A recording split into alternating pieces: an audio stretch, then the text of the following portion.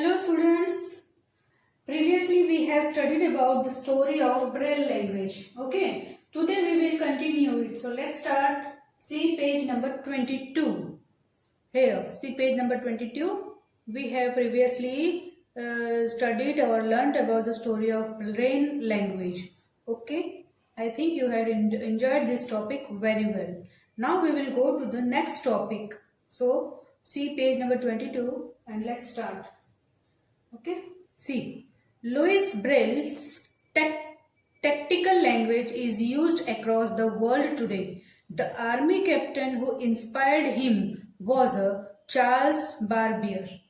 Understood? Means tactical language जो पूरी दुनिया में यूज हो रही है वो कौन सी, जो आर्मी कैप्टन ने जिनसे ब्रेल इंस्पायर्ड हुए थे, है ना। सबसे पहले तो वो 12 डॉट्स वाला लैंग्वेज तो कैप्टन ने इनोवेट किया था, उन्हीं से इंस्पायर्ड होकर ब्रेल ने 6 डॉट पे काम किया था और उस पे रिसर्च करके 6 डॉट पे काम किया। किसने? ब्रेल ने।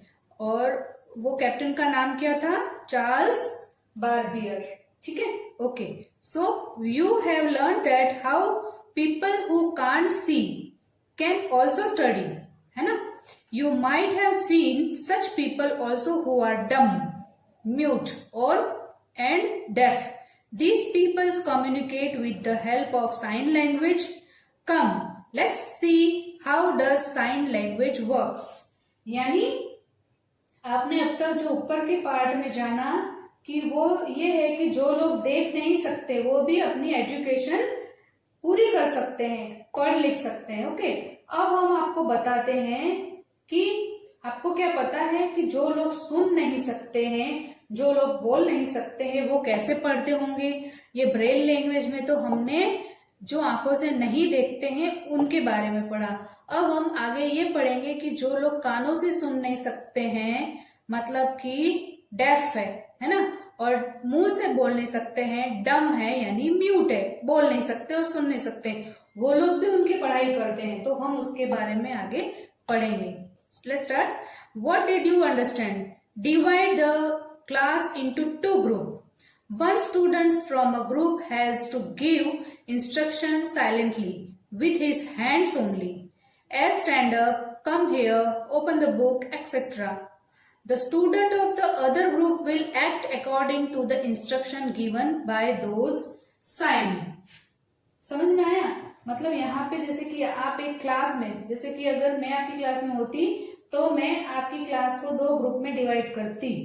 एक ग्रुप को मैं सिर्फ इशारों से ही चुप होने को कहती, बैठने को कहती और खड़े होने को कहती और बुक खोलने के लिए भी कहती। ठीक है, go to the next page, page number 23. The way you could understand the instruction through sign language, the same way sign language is used for mute and deaf people. समझ में आया? कहने का मतलब क्या है कि हम जो मैंने 2 ग्रुप अगर बनाए हैं और एक ग्रुप को मैं इशारों में बात करती हूँ, चाहे आप बोल सकते हैं, सुन सकते हैं, समझ सकते हैं, तो भी आप मेरे इशारों को आप समझ सकते हैं। तो कहने का मतलब यही एक समझने की लैंग्वेज है जो हम आगे डेफ और म्यूट लोगों के लिए यूज करते हैं। अब हम चलते हैं next. Below are given the pictures of the sign language.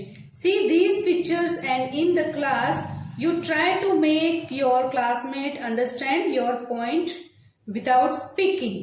यानी बिना बोले आप अपना पॉइंट बता सकते हैं। अब जैसे हमने ब्रेल लैंग्वेज में 6 डॉट पे ABCD का चार्ट बनाया था और हमने देखा था बुक में, उसी तरह से यहाँ पे ABCD का चार्ट है, लेकिन वो आपके हथेली पाम से है। अंडरस्टूड? जैसे कि ये देखो, यहाँ पे ये A है तो मुट्ठी बंद है ना। B में देखो 3 फिंगर ऊपर है और 2 नीचे है। C में C के जैसा बना रखा है। D में देखो, E में तो ये जितने भी पिक्चर्स है हैंड के, ये सब, ये देखो Y ऐसा होता है, ठीक है, T ऐसा होता है। तो ये कौन सा चार्ट है? वो ब्रेल लैंग्वेज का चार्ट था, है ना। ये कौन सा है? साइन लैंग्वेज का चार्ट है। कौन सा साइन है? साइन लैंग्वेज का चार्ट है, ठीक है। तो ये चार्ट आपको बनाना है वर्कशीट में। अब उसके बाद में आएंगे थिंक एंड टेल। क्या आएगा अभी यहाँ पे? Think and tell. If there are any classmates in your class who are blind, mute or unable to walk, then how would you help them? यहाँ पे ये बताया है कि सोचो और कहो कि अगर आपके क्लास में कोई आपका क्लासमेट है जो आंखों से देख नहीं सकता, ब्लाइंड है, जो मुंह से बोल नहीं सकता, जो म्यूट है, और अनेबल टू वॉक, चलने में भी असमर्थ है, तो आप उनको कैसे हेल्प करोगे? ठीक है, तो आपको सोचना है। अब नेक्स्ट है find out and write down. If differently abled children around you don't come for studies, how will you help them? यानी कि डिफरेंटली एबल्ड बच्चे, जो मतलब ऊपर बताया है कि जो बोल नहीं सकते हैं, सुन नहीं सकते हैं, आंखों से नहीं दिखता है, चल नहीं सकते हैं, ऐसे बच्चे अगर आपके पास में हैं, आसपास में अगर रहते हैं या आपके कोई रिलेटिव में है, तो आप उनको कैसे हेल्प करोगे, वो आपको लिखना है। Find out and write down, ठीक है। On the map of India paste a thick thread on boundaries of any 4 state. Choose your eyes, close your eyes and move your finger along the thread and try to identify the different state such as Rajasthan, Gujarat, Jammu and Kashmir, Kerala, etc. Second में क्या बोला है कि जैसे एक India का map है, अब उनमें से कोई भी आप 4 स्टेट को थ्रेड, धागा, यानी थोड़े से मोटे धागे से आप उसको किसी भी 4 स्टेट को चिपका दो धागे से। फिर आप आंखें बंद करके ट्राई करो कि ये कौन सा स्टेट है, मतलब मीन्स आपको आंखें बंद करके रिकॉग्नाइज करना है हाथों से कि वो कौन सा स्टेट है। ओके, नेक्स्ट है who are such peoples around you who have achieved success despite their physical disability.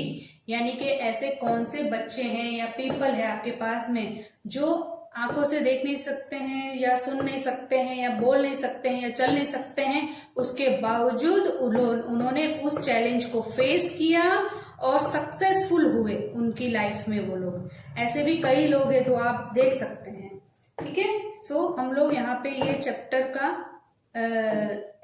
Most probably and पे आ गए हैं। We will meet you in the next class, then we will end this chapter in the next class. Okay, till then, bye bye, see you soon children.